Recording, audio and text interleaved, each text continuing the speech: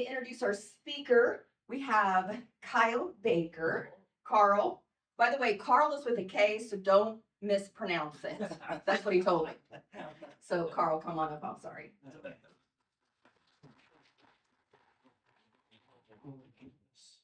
He's got the lobby.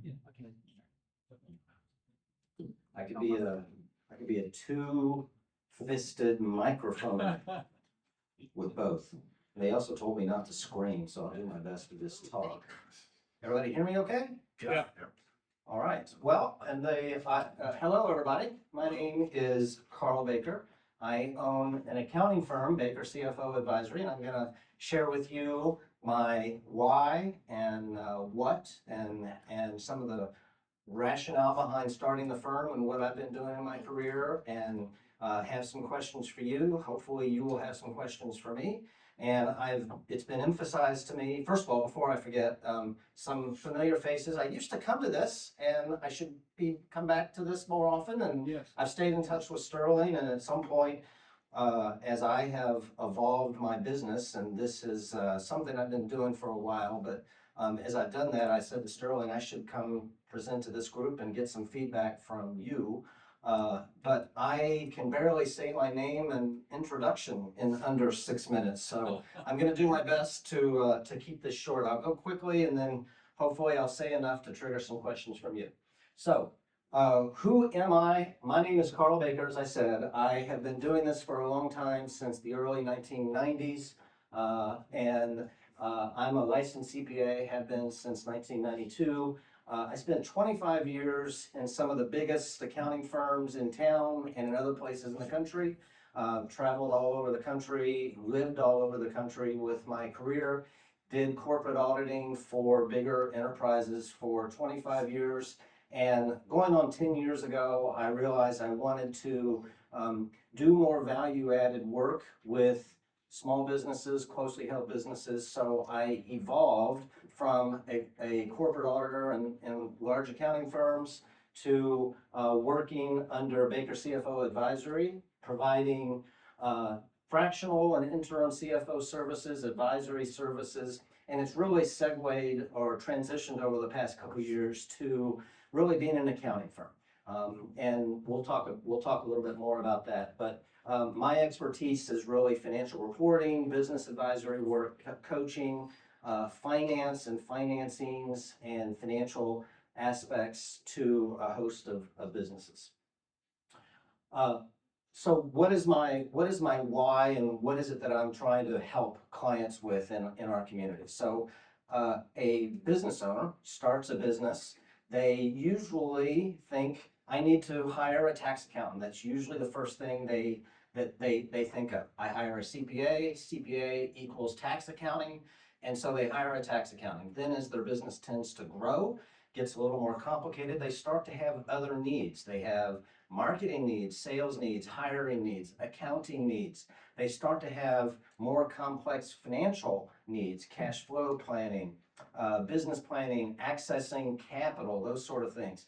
They then, one of my comments on here is they know their business, but they don't necessarily know financial matters as much because they're experts in whatever they're doing with their business. So they turn to their tax accountants, and it's a truth that most accounting firms are not, many accounting firms are tax shops. They provide tax return services, but they're not necessarily business coaches, advisory coaches. They're not necessarily in tune with all the financial reporting aspects. And so the question is that enough? And they start to look around for somebody that has a little more robust, comprehensive experience. And that's what my value proposition is. So the services that we provide are available to help organizations make better decisions as they grow their business. They get access to better data, better financial reporting, and those services are in really 3 buckets. Outsourced accounting, where just consider us a finance department. When you think of a larger organization, they have an accounting department with a CFO, a controller. They might have 5 people, they might have 100 people in their accounting department helping with the data management of their organization.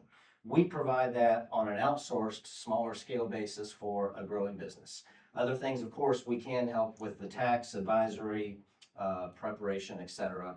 And then as the business continues to grow, maybe they go to a bank and they say, we need a loan. The bank says, well, give us your financial reporting. If you don't have that, give us all of your financial forecasting. If you don't have that, show us your budget, those sort of things. Those are the kinds of things that we're able to provide for that growing business. The output of that is better decisions. Better data equals better decisions. And the result of that is a stronger organization that's able to have the capital it needs to grow and continue providing services to the community. So improved cash flow, better reporting, more sustainable operation, and a phrase that I use, financing positioning, meaning you're going to have more access to capital to continue your growth. That's a very quick summary of the types of services we provide, the challenges we're solving, those sort of things. So what is our challenge? I've been doing this in one iteration or another for 30 years, but as it pertains to my accounting firm and these services, I've been doing this in the Springfield market for a couple years. So we have strong close rate, we have good client success, good client results. Our clients love us. We're very in tune with client communications, and just when clients call us, we call them back and we stay in touch with them very well. The challenges that I have include just generating more opportunities. We're a small business ourselves. I have big experience, but I'm a small business. And so scaling beyond me and my small team, building a recognizable brand in the Springfield market, in the Southwest Missouri market, and we actually have clients all over the country, so just building that brand. What is it that we do?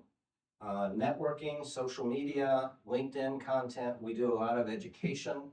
I do my best to meet with referral relationships, bankers, attorneys, people that are working with business owners. I'm big in education, so I do quite a bit of speaking. I do a monthly, and I'm about to do a couple times a month, YouTube webinars that are not sales pitches, but they're really just education to business owners about things they can do in their business. I'm rolling out a series of education sessions in person. There's at least one person that has been to my first session, and we had a good session about a month ago, and we'll continue doing that. Just education in person and something like this that's a little more technical and accounting or finance related. So strategic questions is there that I have for you, and I'll look for feedback from you and questions from you, but is there a community need for what I'm describing? How can I create predictable lead organization, feedback around brand building, and how do I scale delivery beyond myself? I do have a small team, but frankly, I'm kind of the face of the firm right now, and I enjoy it, but I'm wanting to scale that. I know at some point I'm going to be asked, how can this community help? And we can come back to this. So I don't know if you've changed the model, but so what I'm looking for is feedback from this audience about growth strategies, referral opportunities, introductions, ideas, feedback on my message today, and I will leave it at that. Thank you very much for listening.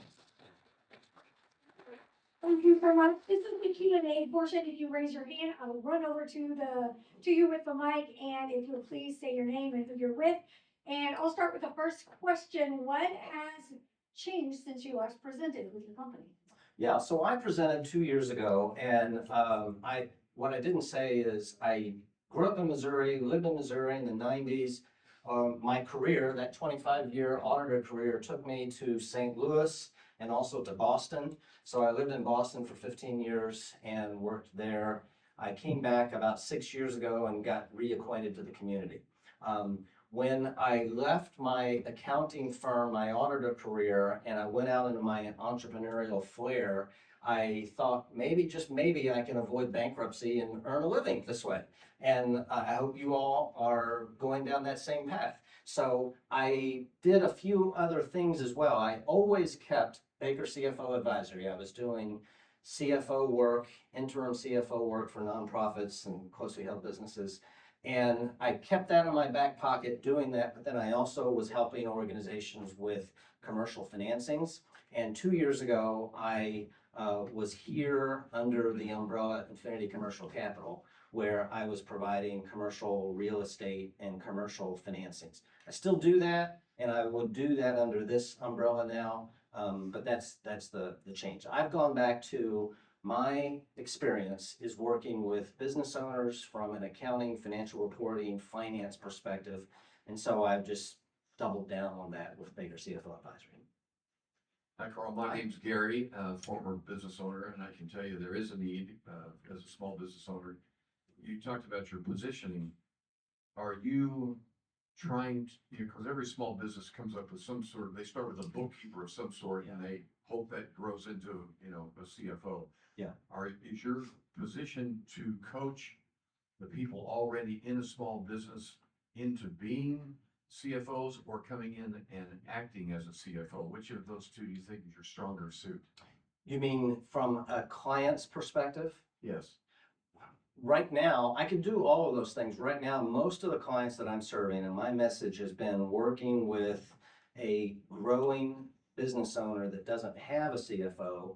Maybe they have a bookkeeper, maybe they don't. If they don't have a bookkeeper, we can actually provide the outsourced bookkeeping work for them.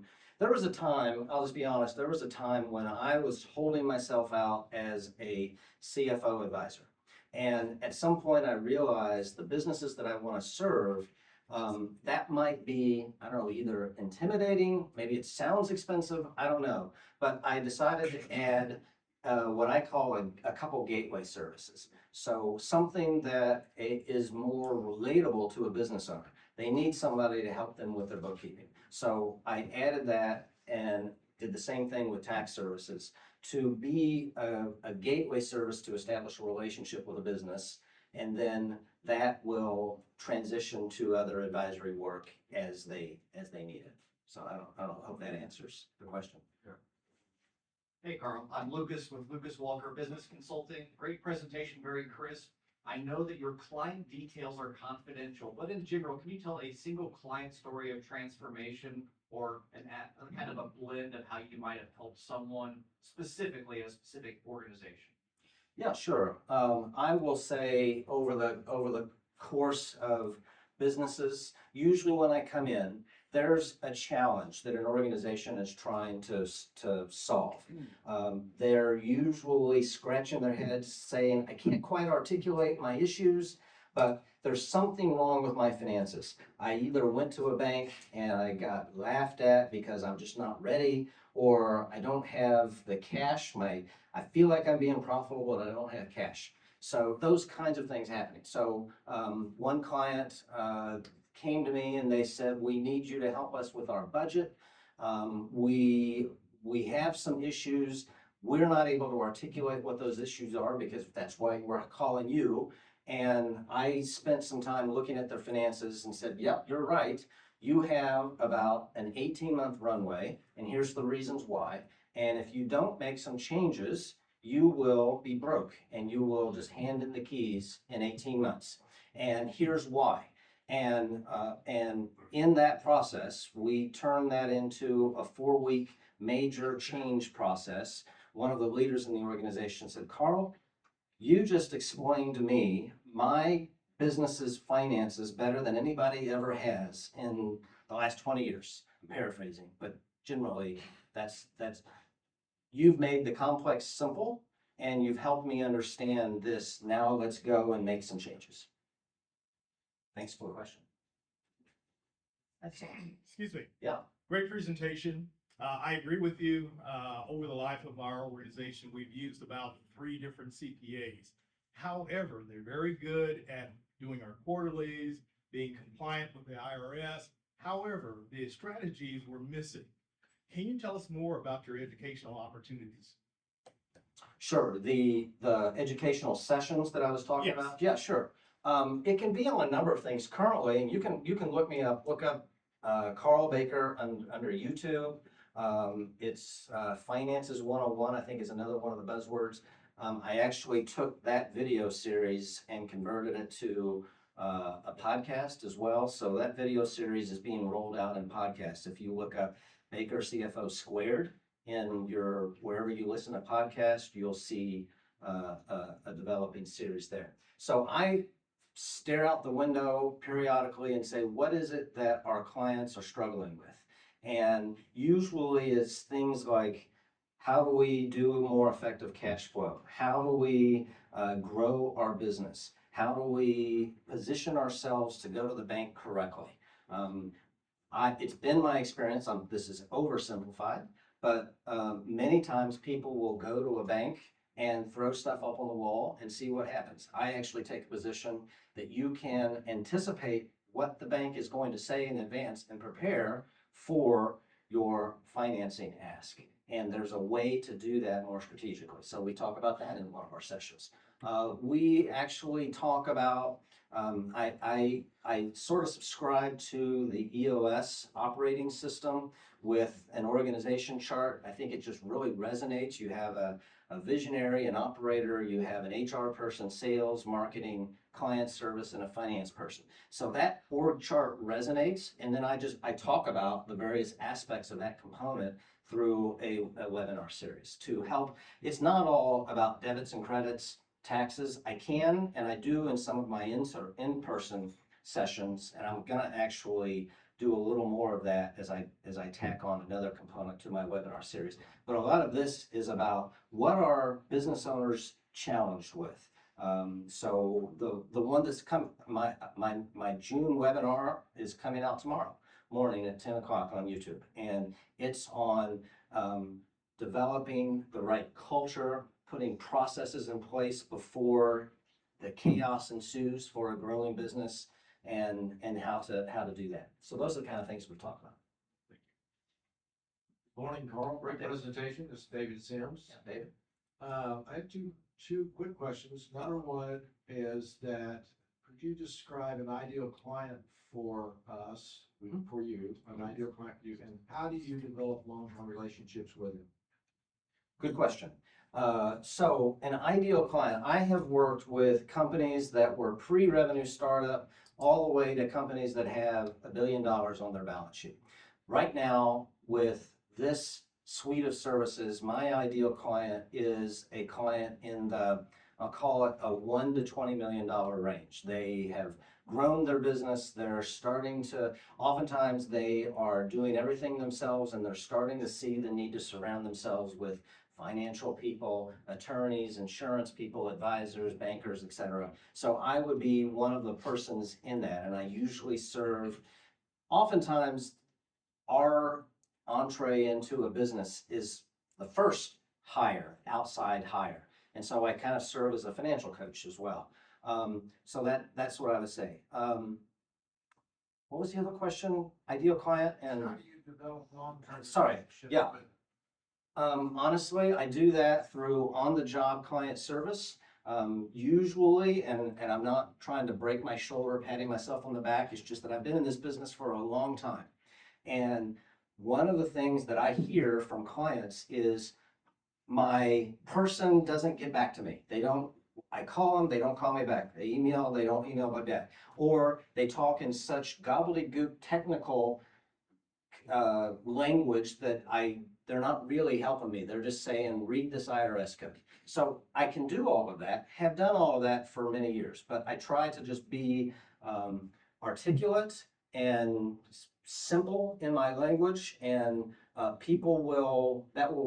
resonates with people. So I insist on getting back to people quickly and develop the relationship that way. That's sort of on the job. Obviously, other things that are not profound, but we want to have conversations with people periodically. So maybe we get together for coffee or dinner periodically. But really, it's often about adding value and being good at communication and good at articulation of of the solutions that you're providing with the challenges that they're having in a way that resonates and hopefully is valuable. Hi, Karl, Nick from Red Letter Creative. So I just did a quick 5-minute audit of some of the things you were talking about with YouTube and LinkedIn, because I saw one of your big things is wanting to build that reputable brand. And I guess one of my questions, based on the content that I saw, Yeah. are you trying to get more into outside of the financial and into the business growth space? Because most of your content on LinkedIn, you don't mention finance at all. And when you're talking about growing teams and SOPs and that kind of stuff, are you wanting to take that in the direction of business building? Or were you doing that more as added value and wanting to really double down on the finance side? Yeah, I would say the two in my mind, go hand in hand more so than maybe we realize. I haven't focused as much on debits and credits, on accounting standards, on tax standards, but I promise you, if in a larger organization, when there is an accounting office and there is a C-suite and there are chief operating officers, chief financial officers, those things that I'm talking about are things that are being addressed in those businesses. So a CFO is going to, it may not feel like it's financial, but a CFO is going to focus on the processes and policies and procedures and making sure that the organization has those things set up. Those kinds of things that I'm talking about are the difference between avoiding chaos and putting scalable systems in place. So that would be my response. Certainly, we are capable and active in the traditional accounting and tax components of a service delivery. But I'm also trying to talk about things that I think, maybe I'm wrong, you tell me, but that business owners are really thinking about as they're growing the business. John Lopez, Unchained AI Solutions. Couple things. One, you already have this great YouTube setup. Yeah. And so I would recommend doing a click funnel where you give away 90% of that for free. And the 90% is the most valuable. And then you build that trust, they buy the 10%. Okay. Because on YouTube, you have two different groups. One is free group. Yeah. Which are clients that will be on the lower end, which are more difficult. Yeah. The other want to pay for expertise advice, and those are the ones you want. The other would be with LinkedIn newsletters, build your following there with more blogs. Yeah. Your blogs should be built around your pain points of your clients, automatically put to your LinkedIn once you see how they develop, right? Then you're increasing SEO and then also rank for AEO, answer engine optimization. So as people start looking for you through chat, you're already ranked where a lot of people are just focused on SEO. Okay, thank you. A bit of feedback on that. So that's good information on the blogs, but especially I need to pay more attention to the YouTube. All of my YouTube content is free. Right now, what you're saying is have a private subscription and maybe a few people. Okay, I'll seriously consider that. Thank you. Hi, Carl. Hi. It's Kim again. Yes, Ken. So when I first saw what you did and before you talked, I was thinking, oh my gosh, she's coming in saying, hey, I'll be your company's CFO. And that's like an employee that they don't have to pay. So, and I know you're saving the businesses money that you're advising, but do they see you or someone of your team as filling a position that they would have to pay insurance and all the things and where you take that role? No, so thank you. Great question. I am serving for these growing businesses. I am serving as their fractional CFO. So instead of paying a W-2 wage for somebody and giving them all of the benefits, a growing business, that business that is $1 million to 20 million, and again, that's a simple range, but that business doesn't need a full-time 6-digit whatever CFO. They need access to that expertise, but maybe once a week, maybe once a quarter. And so they're hiring me as a component of a suite of services to be their CFO and help them on a part-time basis. So that's the way it's done. It's not done through a W-2 wage. It's just done through an outsourced fee arrangement. But are you taking the role of an employee that they would have to hire? Sort of, yes, yes, sort of, yes. And I have done that. I've actually gone in on an interim basis and served as their interim CFO. On their website, I have bank signature cards that are paying D&O insurance on me. So I have done that quite a bit. That's actually what I did almost exclusively for several years with this iteration. Yeah. Hi, Steve Bowman. Hello, I Steve. am- I'm the managing attorney and owner at a social law firm, and we've worked with several clients together, and I would have to say, somebody observing you, do what you're doing, you're super thorough, incredibly thorough. And I think it's something that's very well needed, but anyone we've ever worked with together, the house is on fire. So they contacted me or you because house on fire, right? They're trying to scale, they're trying to grow, they're trying to do something. And the value for working with your lawyer and your fractional CFO and CPAs and all of that is really before the house is on fire. And you and I have talked so much about how do we find business owners before they've got multiple business entities and they're trying to figure out how to put it together, or they've grown too quickly and it's all falling apart around then. And finding those. Do you think that YouTube has helped you to do that? Is there something else that you're finding that's helped you do that? Or is that really one of your big focuses still, is trying to find these people before it is at a level that's stressful for them? Because your thoroughness, I think, before that would have not caused Prevented as them, much. Yeah, the preventative side of it, I think, is where I've seen you would have been even more beneficial Yeah. to these clients. Well, right. I wish that and hope for that as well. My initial response is it sort of depends on people's buying habits. So I think human nature, and you all tell me, but human nature is that the people seek solutions when they've identified a problem. And if they don't know, or they've not identified a problem yet, then they don't necessarily go to the problem solver until they've identified the problem. Once in a blue moon, somebody might be incredibly proactive and say, we're going to get our ducks in a row before, and that's wonderful, and that's great. But I think more often than not, the reactionary approach is realistic. All right, very good. Thank you all so much. Is there anything that has changed that we can help you with? I appreciate this feedback. This has actually been very good, and I'm gonna leave it at that. I'll stick around if anybody wants to ask me any other questions, and happy to have some more feedback.